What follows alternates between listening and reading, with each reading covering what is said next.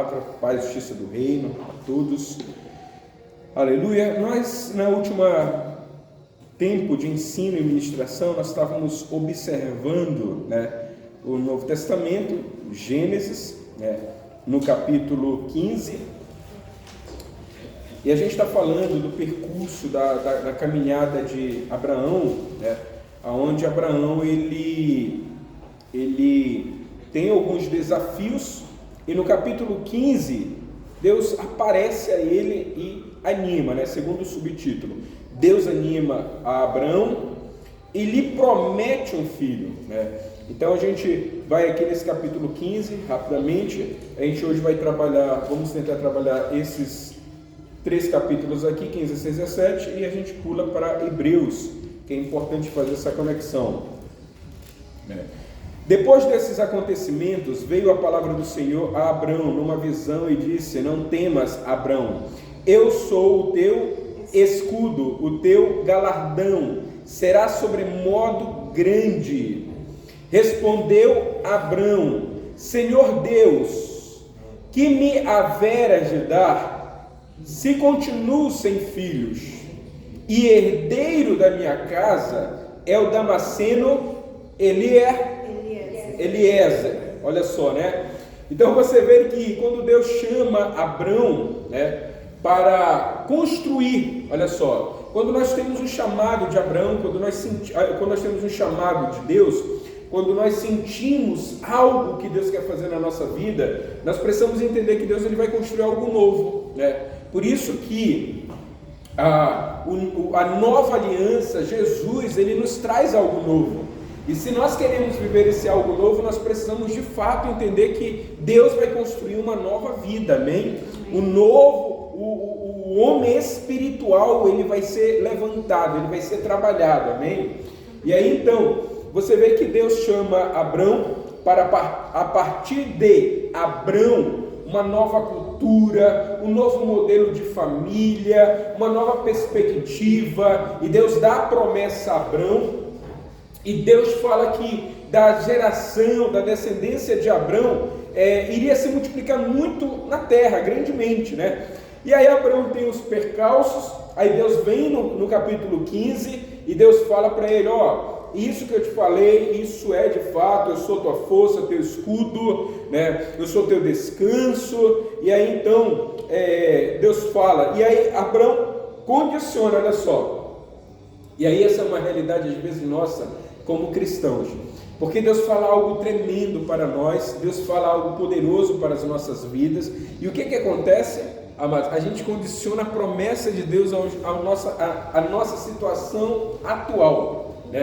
De repente Deus fala algo tremendo para você acerca das finanças, que Deus vai te usar de maneira poderosa. Aí o que acontece? Você olha para a tua vida financeira: Senhor, como é que tu vai fazer? Como é que tu vai fazer de mim um grande empresário? Como é que tu vai fazer de mim uma grande pessoa? Se eu não consigo nem pagar minhas contas, se eu não consigo nem colocar o pão na mesa, E aí então, geralmente quando a nossa mente está obstruída, quando ela está cativa, à realidade presente, então a gente quer condicionar a promessa de Deus às nossas condições.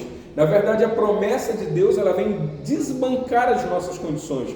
E se a gente, toda vez que Deus falar, toda vez que Deus trouxer uma promessa sobre nós, e você, entendeu? E você coloca a tua condição diante dessa promessa, eu pergunto: essa promessa ela vai acontecer ou ela vai tardar?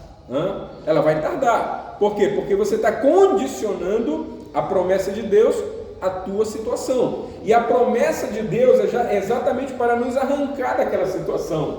Quando Deus chama Abrão da terra, de Ur dos Caldeus, quando Deus tira Abrão daquela situação, e dá uma proposta, fala para ele: te multiplicarei, engrandecerei, ser uma bênção, Então Deus, ele não estava olhando para a condição, mas ele estava dando a promessa a Abraão para tirar Abraão da condição de vida dele.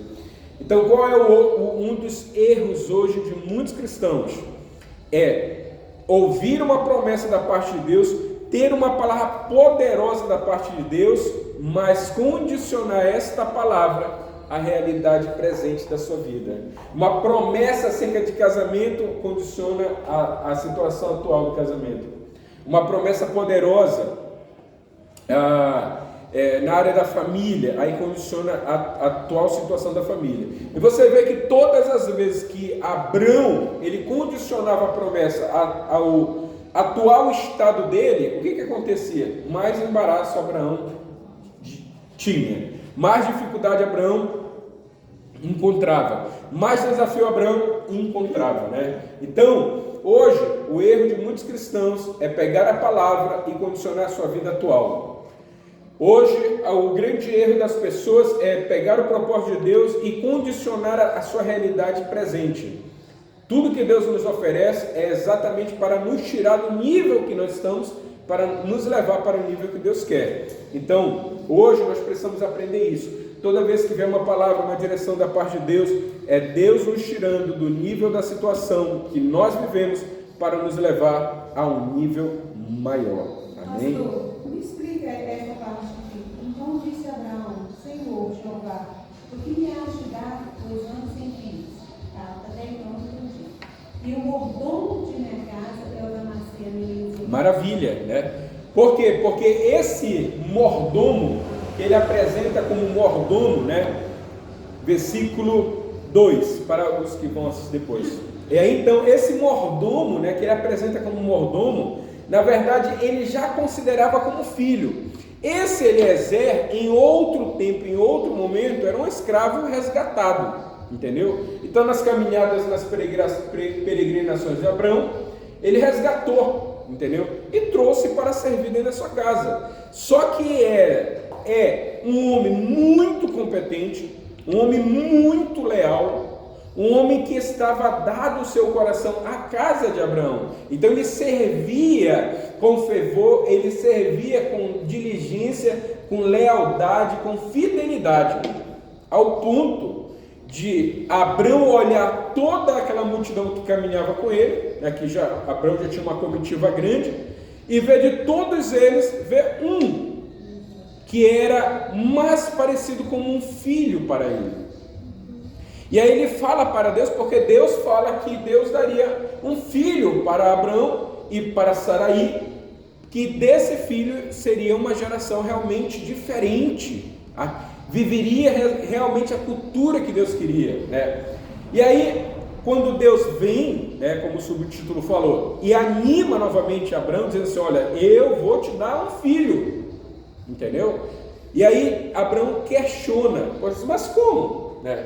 Se eu continuo sem filho, e o único que pode se tornar herdeiro da minha casa é Damasceno, entendeu? Então esse Damasceno que Abraão começa a olhar com um olhar realmente paternal sobre ele, era o único que possivelmente poderia assumir, entendeu? Que era uma pessoa que tinha um coração dado a Abraão, a Sarai, era um servo fiel, era uma pessoa diligente, uma pessoa capaz. Então você vê que, né, diante de tamanha promessa, diante de tamanha desenho, né, que Deus dá a Abraão cota quem? Eliezer, a ponto de dizer assim: olha, a quem daria se eu estou sem filho? E o único capaz de ser herdeiro da minha casa é Damasceno, Eliezer, entendeu? E aí no versículo 3, disse mais a Abraão: a mim não me concedeste descendência, e um servo nascido na minha casa será o meu. Então essa já não é uma pergunta, essa já é uma afirmação, né? Porque Abraão está convencido, entendeu? De que Deus vai levantar alguém no meio de Abraão, e Abraão não estava pegando a promessa para entender que teria que ter uma ruptura em fé. Ele pegou a promessa e olhou para Sarai, já de idade, olhou para ele, já de idade, e disse assim: ó, a promessa que tu diz, ela não cabe na minha estrutura mental, É o que hoje muitos cristãos falam. Por exemplo, quando a Bíblia fala, lá em Efésios, capítulo 4, do 14 em diante, de que nós devemos ser perfeitos, chegar à estatura do varão perfeito, geralmente quando há erros no meio da igreja, as pessoas falam o quê? Perfeito só Jesus. Então nós deveríamos arrancar aquela folha, porque a Bíblia diz que nós temos que chegar a esse nível. Entendeu? Como? Não sei. Mas a Bíblia diz. Uma coisa é a gente ouvir o que Deus diz e olhar para a nossa condição. Se a Bíblia diz que a igreja para a qual Jesus vem é uma igreja gloriosa, sem rugas, né, sem características de marcas de frustração, ele vai vir para essa igreja. Então, como isso? Como a gente sabe, né? Mas se alguém perguntar como, é a mesma coisa. Se as pessoas olham hoje para o mundo, para a terra, você lembra, como é que vai ter jeito isso? Se a Bíblia fala, está dito. E essa realidade, Abraão viveu quando Deus disse isso, que ele daria um filho. Mas ele olha a condição dele, ele pega aquela palavra poderosa, ele pega aquela promessa poderosa e ele condiciona ao estado estrutural de mente, psicologicamente e físico, entendeu? E físico, porque querendo ou não, carregar uma promessa é uma responsabilidade grande, entendeu? Então hoje nós temos promessas de Jesus, e isso carregar sobre os nossos ombros é uma responsabilidade muito grande. Então é mais fácil não querer se enquadrar com o que a Bíblia diz, do que pagar o preço por uma mudança para viver conforme a Bíblia diz. Então tem muita gente que prefere viver de qualquer jeito, de qualquer maneira, porque acha que a Bíblia, isso que a Bíblia fala não cabe na estrutura, é impossível, não dá, entendeu? Como é que vai ter um povo, como é que vai nascer um filho assim, né? E aí Abraão estava nessa guerra, estava nessa luta, né? E essa luta aqui foi a paciência de Abraão para poder ver isso se cumprir na vida dele, né? Versículo 3 ainda diz: mas Abraão, a mim não me concedeste descendência, e um servo nascido na minha casa será o meu herdeiro. Versículo 4: e isso respondeu logo o Senhor. Olha só, Deus não deixou colocar ponto na frase de Abraão, né? Deus disse logo, isso também respondeu: não será este o teu herdeiro, mas aquele que será gerado de ti será o teu herdeiro. Olha só, né? Então Abraão entrou numa rota de dúvida, e é muito interessante isso, porque tem muito a ver hoje com a nossa fé, com a nossa maneira de ser cristão. Ele entra na dúvida e automaticamente a mente dele já dá uma contraproposta para Deus, né? Então a vontade de Abraão, talvez a possibilidade de Abraão, qual era? Era Damasceno, seu herdeiro. Aqui está um pouquinho diferente, pastor. Aqui está claro: eis que veio a palavra do Senhor dizendo: este não será o teu herdeiro, mas aquele que das tuas entranhas sair, este será o teu herdeiro. Sim. E aí então, você vê o que? Isso nós estamos no versículo 5. E aí então, o que acontece, né? Abraão, ele quer, diante do peso da promessa, diante da responsabilidade, porque toda promessa tem uma responsabilidade, amém? Então, toda essa responsabilidade, o que ele dá primeiramente, né? Ele dá para Deus a proposta. Então ele vai ser o herdeiro. E aí então Deus disse: não, esse não será o herdeiro, né? O herdeiro será o que vai sair de tuas entranhas, o que será gerado de ti, né? E aí Deus, ele não vai aceitar, gente, as nossas propostas. Deus, ele não vai aceitar a nossa maneira de fazer, nunca. Deus nunca, não tem na Bíblia de Gênesis e Apocalipse alguém que chegou bem assim e deu uma ideia para Deus: Deus, por que a gente não cria 4 portas na arca, ou 7 melhor, assim vai ter muita vazão para os animais entrarem e a logística para saírem. É uma ideia boa, sim ou não? É uma ideia boa, de logística, né? O que eu quero dizer com isso, né? É que Deus nunca vai aceitar nenhuma proposta nossa. Porque imagina Deus se submetendo à humanidade. Então a gente estaria criando um outro Deus. Porque esse Deus, ele não aceita nenhuma proposta nossa. Você vê que Jó, na conversa com Deus, ele quer propor. E aí Deus aparece para ele assim: aonde estava tu, Jó? Quando eu comecei a estabelecer, a afirmar, onde estava tu? Entendeu? Então uma das coisas que nós precisamos aprender é que quando tem uma promessa de Deus sobre a nossa vida, Deus é fiel. Deus, ele é verdadeiro. Ele vai cumprir. Amém? Ele vai fazer acontecer. Ele vai estabelecer essa promessa. Ele vai. De que maneira? Nós precisamos apenas confiar em Deus. Nós só precisamos apenas nos entregar a Deus. Nós só precisamos mergulhar nessa vida de Deus. Nós precisamos isso, né? Porque Ele vai fazer. Deus, Ele é fiel para cumprir tudo aquilo que Ele tem dito. Amém? E aí então, essa lição que a gente vê aqui é uma lição hoje. Porque assim como essa promessa ela foi demasiadamente grande e grandiosa para Abrão, né, ao ponto dele de não couber, de não dar na vida dele,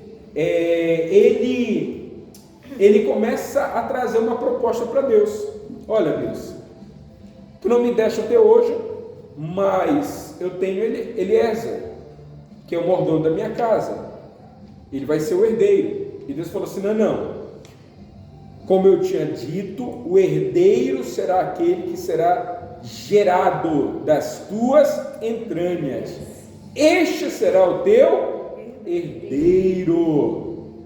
Né? Versículo 5, repetindo. Então conduziu até fora e disse: olha os céus, ou olha para os céus, e conta as estrelas, e se é que pode contá-las. Ele disse: assim será a tua descendência, posteridade, amados. E isso é tremendo, por quê? Porque se Abrão, eu acho maravilhoso Deus, gente. Deus é um Deus maravilhoso, grandioso, porque, olha só, Deus estava prometendo para Abrão o quê? Um herdeiro. Diga assim: Deus estava prometendo um herdeiro. Um herdeiro, diga. Um herdeiro. Isso, um herdeiro. E Abrão viu o que? Esse herdeiro, um desafio, uma promessa grande a ser cumprido. Aí sabe o que Deus faz? Deus manda Abrão sair, né? Deus manda Abrão sair, e ele fala o quê? O que Deus diz para Abrão? Olha para os céus. Tu está vendo as estrelas? Eu acho tremendo isso. Se tu estava em crise por causa de eu quero te dizer que agora serão milhares, centenas de milhares, Amém. milhares e milhares e milhares, entendeu?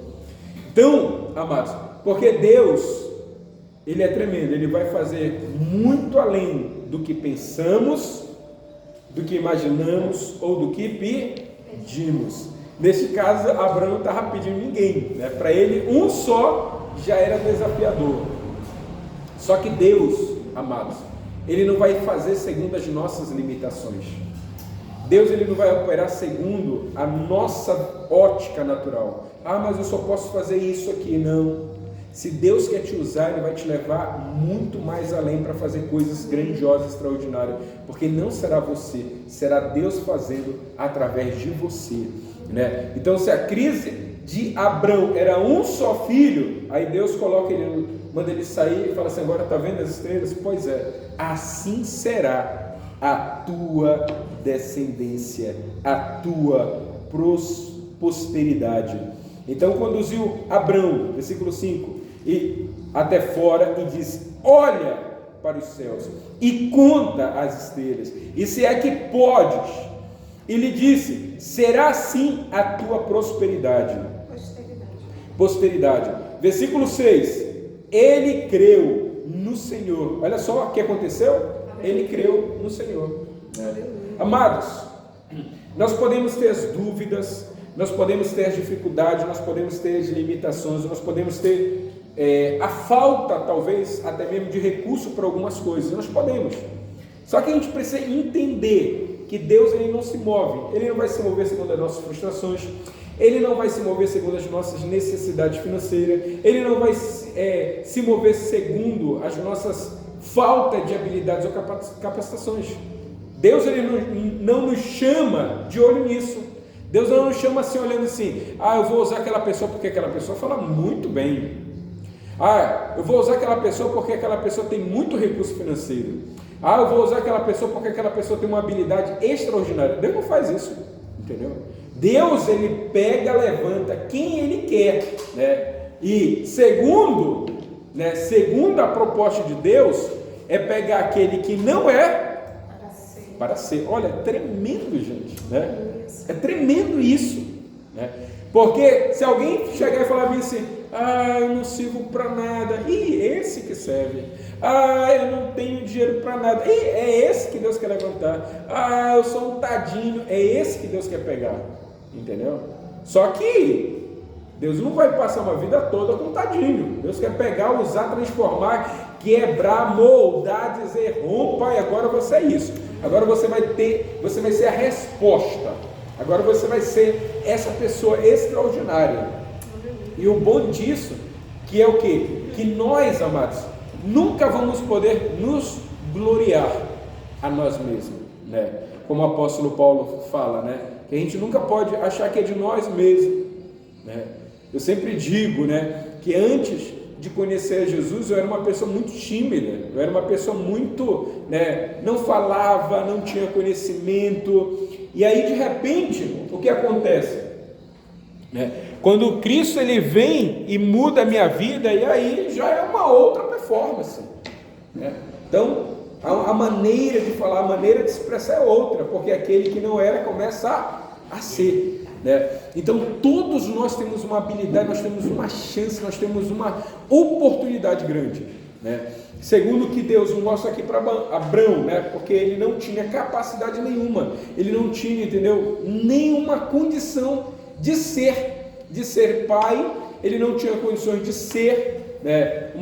Essa oportunidade que Deus dá. E Deus olha assim, mas eu quero escolher você, eu quero levantar você. Se a tua dificuldade é gerar um filho, então saia, observe lá fora, olha para o céu, está vendo as estrelas? Pois é, já não será só um, já será uma poderosa, será uma multidão de filhos que você terá, amém?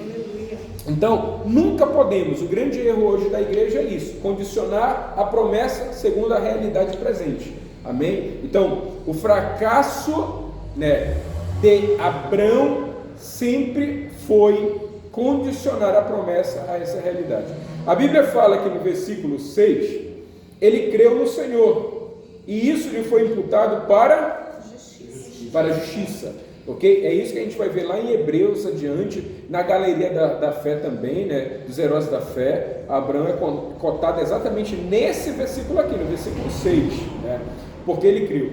Versículo 7: disse-lhe mais: eu sou o Senhor que te tirei da terra dos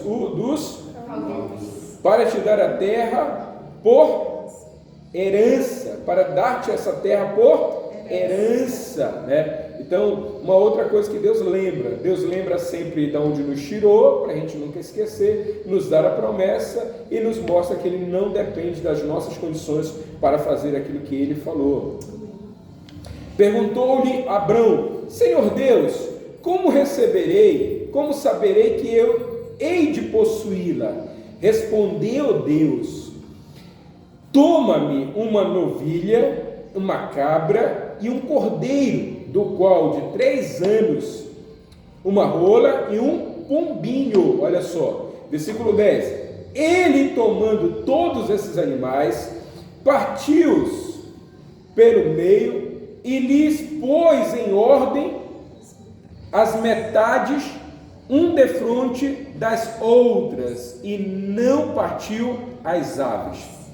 11: E as aves de rapina desciam sobre os cadáveres, porém Abraão enxotava. Vamos pegar aqui, versículo 9, 10 e 11, né?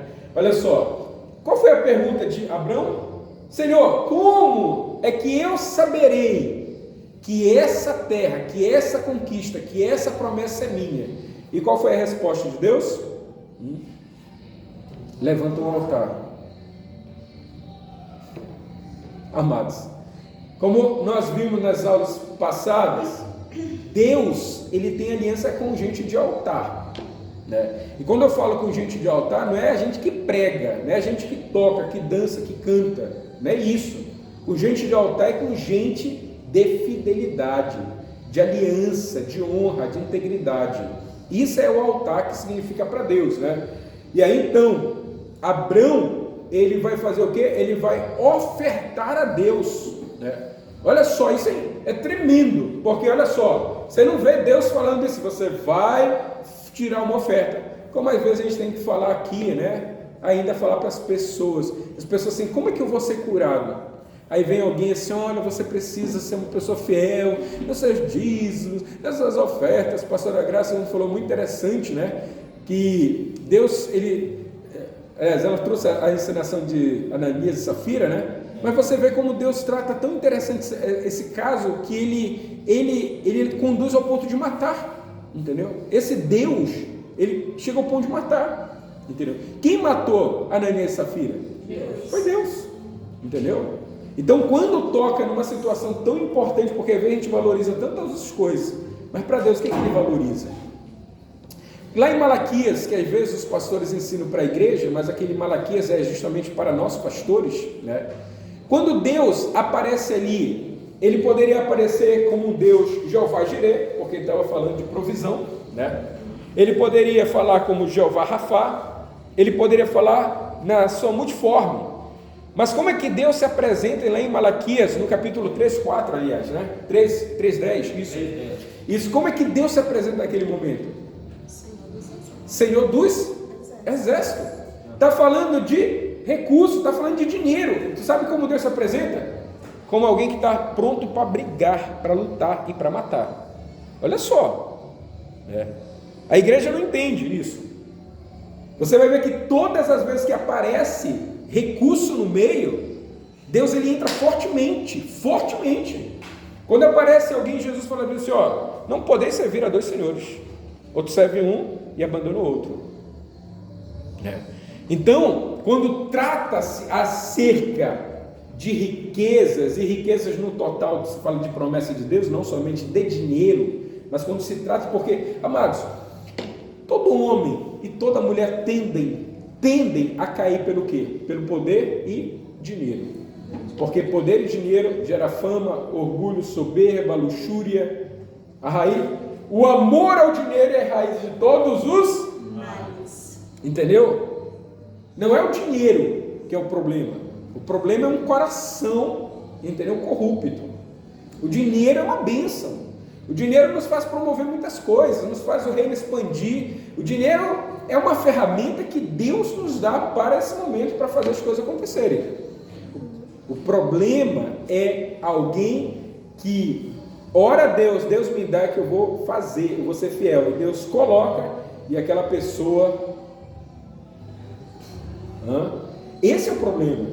Então, quando está falando aqui da promessa, né, e você vê isso, que Abraão pergunta, como é que eu vou saber que essa promessa ela é para mim, eu vou herdar ela, eu vou herdar essa terra, como é que é? E Deus diz assim a Abraão, toma uma novilha, uma cabra, um cordeiro, cada um de 3 anos, uma rola, um pombinho, e ele tomando todos esses animais, partiu ao meio, organizou parte por parte, e segundo o versículo 11, responde o que ele fez.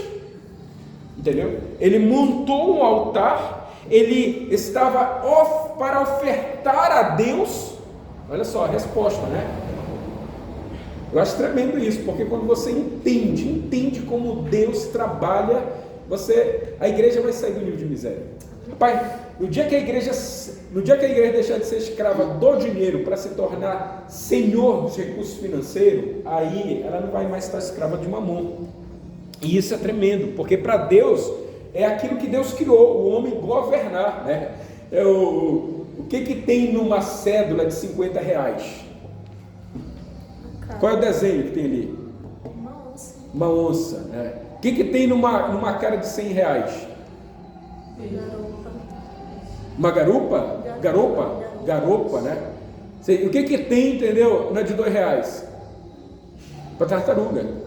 Isso, né?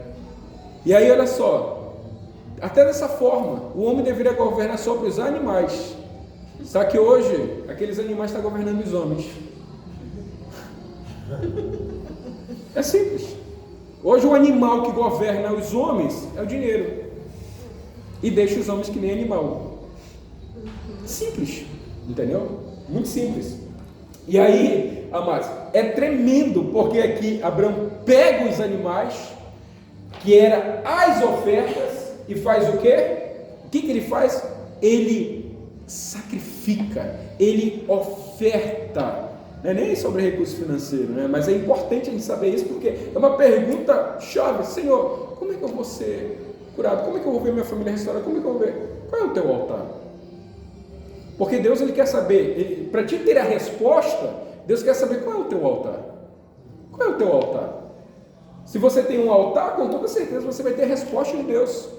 Com certeza você vai ter ação, porque Deus, ele age, Deus é um Deus de princípio. Ele nunca, outra coisa que a gente precisa entender, Abraão estava sofrendo, Sarai sofrendo, né? Por causa do filho não vinha.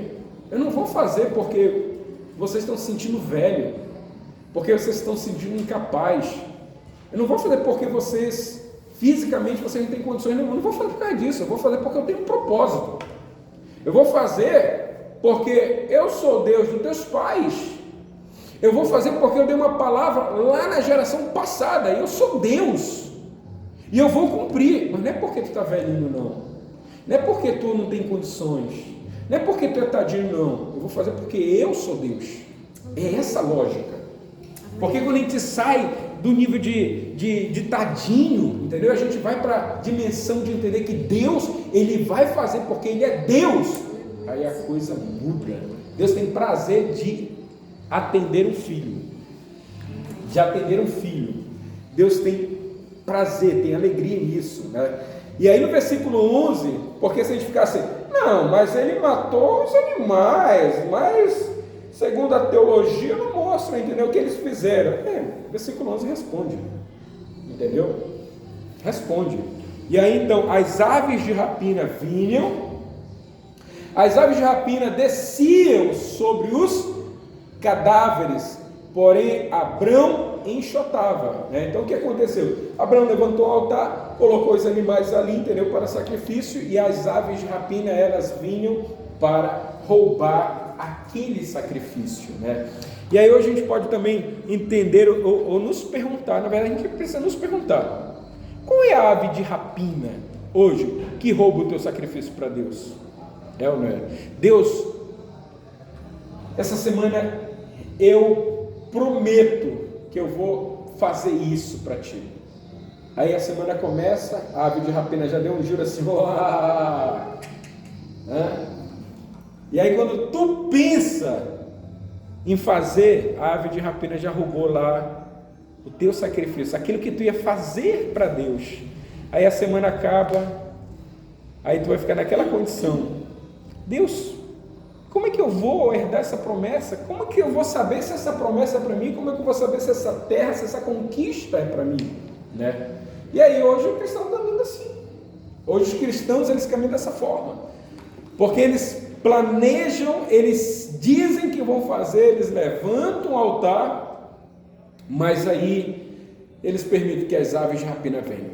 Né? E a configuração disso daqui, para o mundo, para a linguagem do Espírito, né? As aves de rapina são demônios, são espíritos malignos que vêm para roubar aquilo que talvez alguns passam semanas, meses e outros até anos para de fato cumprir uma palavra ao qual tem dito para Deus.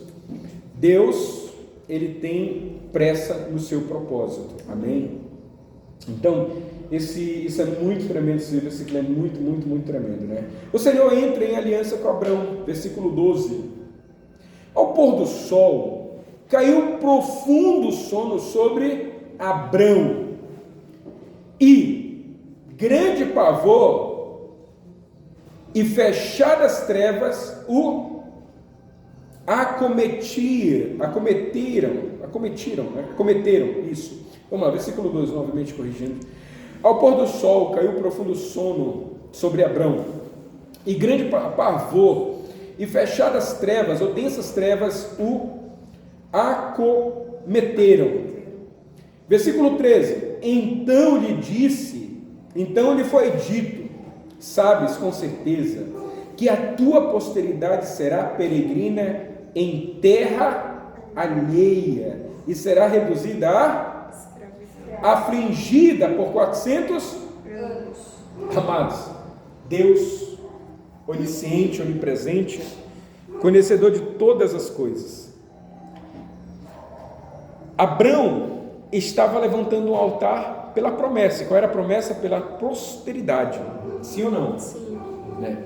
Deus conhecendo, e Deus sabe, amado, é isso que eu falo, Deus sabe, né? De todas as coisas, Deus sabe de todas as coisas, Ele é isso, né? Se um dia eu passar assim por uma aflição, amados, é porque Deus sabe que eu preciso passar por aquilo, porque Ele conhece os corações, entendeu? Não tem como, entendeu?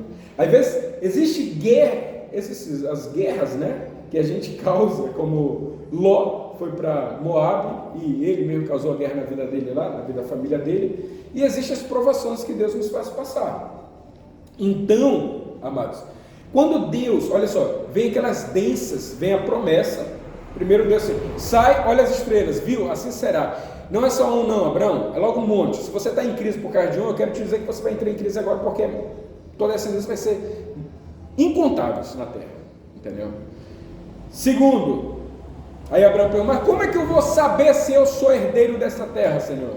Diz assim, toma isso, desse jeito, olha só, né? Isso que eu falo, Deus não pega nossas ideias para melhorar, pega isso desse jeito e você apresente. Abraão foi lá, fez, na hora do selo. O que é o selo, né?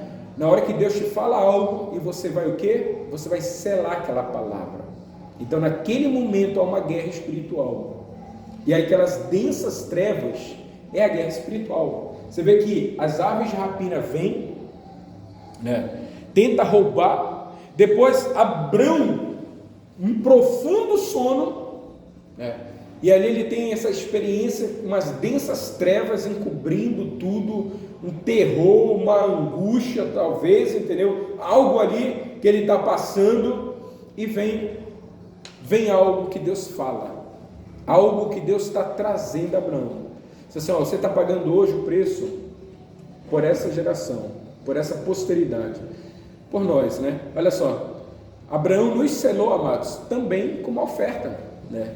Nós, Jesus, nos selou com a oferta maior, mas Abraão selou a posteridade dele também com uma oferta, né?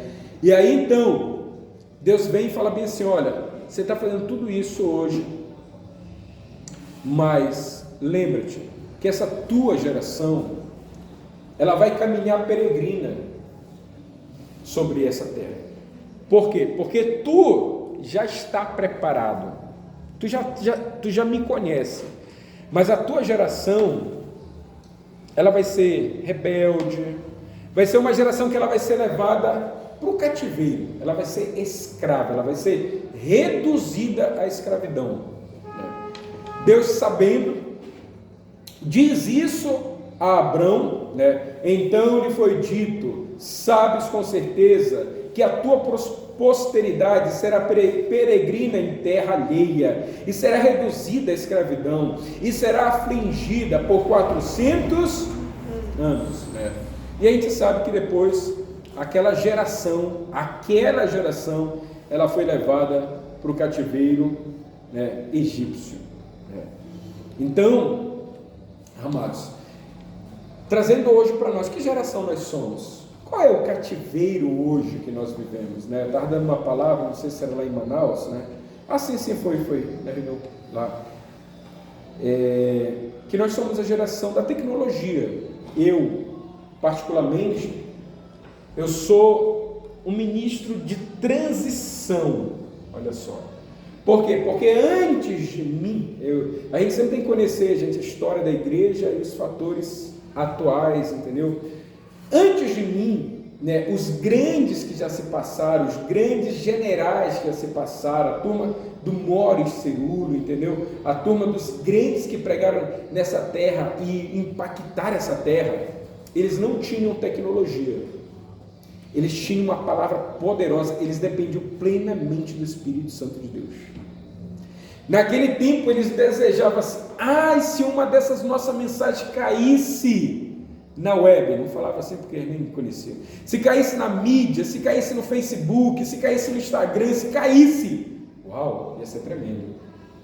E alguns que tinham um recurso melhor, se transmitia, né? Eu tenho muitos DVDs, muitos dessa turma que se pregava lá no início, logo, dessa história.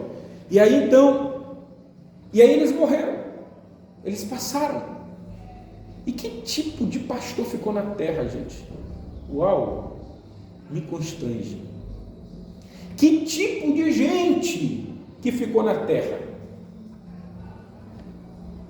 Porque essa geração que passou, que era poderosa, que impactou, milhares e milhares se converteu. Era isso, a terra era sacudida. Avivamento, quando a Alemanha, na pobreza dela, na guerra dela, eles comiam uma refeição, gente. Quando veio o avivamento na Alemanha, o que a Alemanha se tornou? Uma potência. França, a miséria dela, e veio o que? Veio o avivamento, o que se tornou? Uma potência. Amados, aonde o avivamento pisa, há prosperidade. Não tem como. Não existe avivamento para levar o povo miserável. Um avivamento, está faltando pão. Ah, não, calma aí. Alguma coisa, isso é modismo, não é avivamento não. E aí então, Estados Unidos, todos os países que houve avivamento, que Deus usou essa turma, prosperou, se tornaram uma potência. E as últimas promessas é que o Brasil seria esse país desse tempo, dessa geração que ia explodir. E prosperidade a gente já estava vendo na mão, né, dos planos do antigo governo. Nesse aqui a gente não sabe, né? Que a gente sabe que ia prosperar muito, mas agora a gente não sabe. E aí então, passou aquela turma de generais, de homens que, meu Deus, nós não somos dignos de amarrar o sapato deles. Eles passaram e ficou a gente. Naquele tempo não tinha teologia, não tinha. Naquele tempo era a Bíblia pura, que nem hoje como a gente quer resgatar, e é o Espírito Santo, entendeu? E aí hoje a gente tem a teologia da prosperidade, a teologia da cura, a teologia do curar o olho direito ou do esquerdo, a teologia, entendeu, de curar uma mão mirrada, a teologia disso, entendeu? Se perde o nicho de teologia. E mesmo tendo as faculdades mais equipadas de todo conhecimento, e é interessante, né? Porque a teologia é o olhar da filosofia, né? Querendo ou não, são os grandes filósofos gregos que querem dar, entendeu, uma explanação sobre a teologia, né? E é interessante porque os judeus, eles olhavam por uma ótica judaica, e quando vinham as outras escolas que foram criadas pelos gregos, eles queriam olhar pela ótica de quem? Dos gregos. E os gregos tinham quantos deuses? Muitos.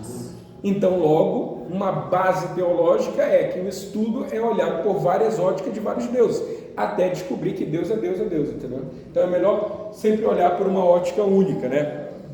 Vamos lá, isso aqui eu estou falando de fatos históricos, de contexto. E aí então, amados, nós somos essa geração de transição, porque nós temos recursos, nós temos mídia, a mídia está aí. Se você calcular hoje quantas vezes você arrastou para baixo, arrastou para baixo? Arrasta para cima. Arrasta para cima? Arrasta para cima, quantas vezes? Então hoje a nossa geração ela tem o maior acervo de tudo quanto é de palavra. Nenhum de nós podemos dizer assim: ah não, eu não vi, eu não sei, eu não estou sabendo, porque corre. Talvez uma ou outra situação. Mas hoje essa geração ela tem um maior acervo à disposição do arrasta para cima, né? E essa geração é a geração que mais peca, é a geração que mais deixa a desejar, é a geração de fato que os grandes lá atrás olham e falam bem assim, talvez coloque a mão no rosto assim e fale assim: meu Deus, o que fizemos? Não, eles não fizeram, porque a geração deles foram salvos. É o que nós iremos fazer daqui com mais 20, 30, 40 anos, porque essa geração vai passar daqui a 40 anos, e uma coisa é certa, todos nós sendo salvos vamos estar, entendeu, ouvindo de alguma forma, dizendo assim, esse peso, o que nós fizemos na nossa geração, porque eu me alegro muito dessa geração que passou, de homens tremendos, poderosos, dados ao Espírito Santo, entendeu? De uma maneira tão tremenda, de uma maneira muito simples, e a fazer a coisa acontecer. E a nossa geração hoje é a geração mais falha.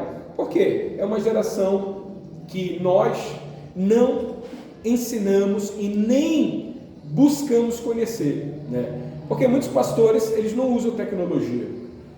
Então, eu sou uma pessoa que eu uso muito a tecnologia, eu gosto de formar as pessoas dentro dessa ótica de tecnologia. Por quê? Porque é a tecnologia que ela se torna uma ave de rapina, ou ela pode se tornar, entendeu, uma boa ferramenta de você levar a palavra de Deus, né? E aí, então, o teu celular, você usa para ser uma ave de rapina, para roubar o tempo dos outros, ou você usa como uma ferramenta para alcançar a vida de outros? Então isso é importante, né? Então, como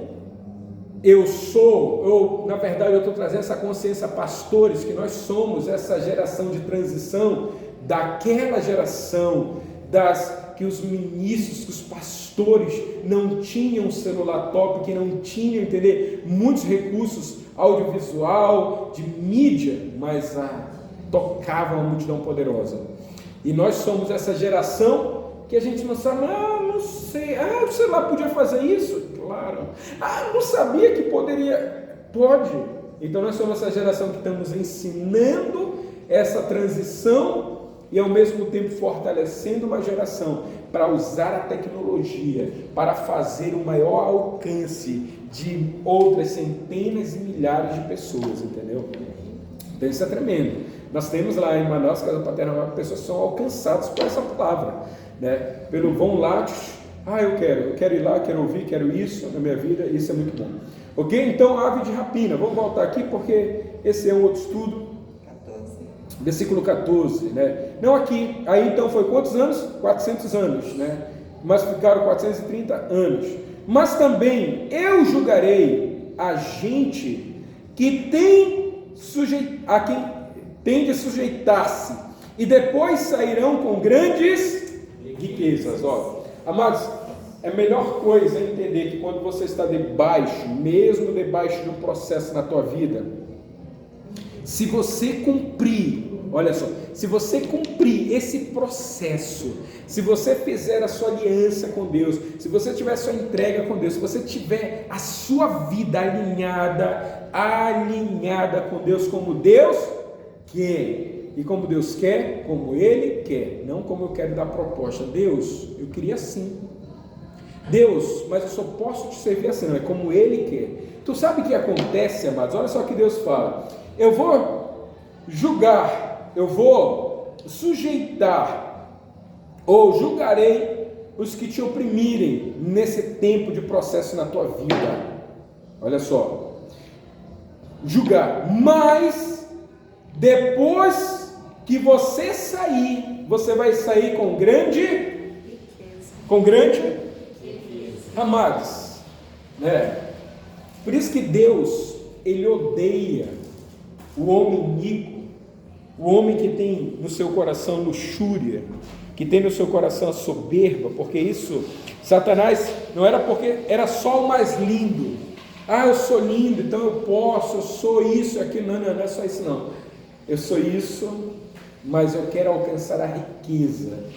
Então, Deus, amados, Ele promete a essa geração que estava em processo de cativeiro, mas que iria sair, olha só. Vai entrar no processo? Vou, mas tu vai sair, tá? Tu vai sair nessa data. Ah, tá. E outra coisa, se você entender por que você está indo, e você entender o processo de maturidade que você tem que passar, sabe o que vai acontecer? Você vai sair com o quê? Só com rugas? Só com cabelo branco? Não, você vai sair com riquezas. Amados, Deus pode falar assim, você vai sair com salvação, vai sair com saúde, vai sair com isso, vai sair com riquezas. Então Deus, ele se preocupa, por quê? A maior guerra de um ser humano é pelo poder e pela riqueza. O que mais mina o coração das pessoas é poder e riqueza, é dinheiro. Então, enquanto a pessoa está se vendendo para o diabo por causa, entendeu, de R$1, né? Deus está querendo dar o quê? Riqueza. Amém? Enquanto a pessoa está se vendendo aí por R$10, por R$30, R$50, R$100, Deus quer dar o quê? Riqueza. Mas Ele vai dar um povo que tenha o quê? Maturidade. Versículo 15: e tu irás para os teus pais em paz. Versículo 15: e tu irás para os teus pais em paz, e serás sepultado em ditosa velhice, né? Em ditosa velhice. Então, em uma velhice muito com fulgor, né? E amados, isso é importante. Por quê? Porque a gente acha, amados, olha só, que Abraão, ele cumpriu o propósito, sim ou não? Cumpriu. Deus falou bem assim, Deus deu todo o relatório para Abraão, né? Eu sou Deus do teu pai, eu te tirei da terra dos caldeus, eu vou fazer isso na tua vida, eu vou te multiplicar, eu vou fazer isso, a tua geração, entendeu? Ela vai entrar, entendeu? Um processo, e você vai morrer em paz, né? E você vai entendeu? Morrer numa velhice ditosa, entendeu? Com fulgor, né? Tranquilo. Olha só, Deus tinha tudo desenhado para Abraão. Tudo. Amados, há necessidade de a gente se perder no meio do caminho da fé? Não. E por que a gente se perde? Olha só, essa história aqui, Deus tem tudo. Tudo. Fala assim, Deus tem tudo. Deus tem tudo. Toda a nossa história, amados, está na mão dele, está escrito, entendeu? Na palma da mão de Deus. Deus, Ele sabe de tudo. Amém? Versículo 16. Na quarta geração, tornarão para aqui, porque não se encheu ainda a medida da iniquidade dos amorreus. 17. Sucedeu que, posto o sol, houve densas trevas, e eis um fogareiro fumegante e uma tocha de fogo que passou entre aqueles pedaços. Versículo 18. Naquele mesmo dia fez o Senhor uma aliança com... Amados, já viu quantas alianças Deus fez com Abraão? Muitas. Sabe por quê? Porque Deus é um Deus de aliança. Então, se um dia, com 5 anos, você fez uma aliança com Deus, mas eu já tenho uma aliança com Deus, essa tua aliança caducou, talvez até as aves de rapina já vieram e já destruíram todo o altar. Deus é um Deus de aliança. A cada passo, a cada processo, Ele quer saber o que está no teu coração, e a única coisa que prova o que está no nosso coração é aliança. É aliança, entendeu? Né? Então, uma aliança é que vai provar no teu coração. Eu estou doido para fazer a coisa errada, eu estou doido para pecar, para me prostituir, para trair, mas a aliança ela que vai provar, entendeu? Tem uma aliança, eu estou firme, eu estou ali, eu tenho um compromisso, eu tenho algo, entendeu? Com Deus, com aquela pessoa. E a pessoa que não tem aliança, ela cai na baderna, cai na farra, né?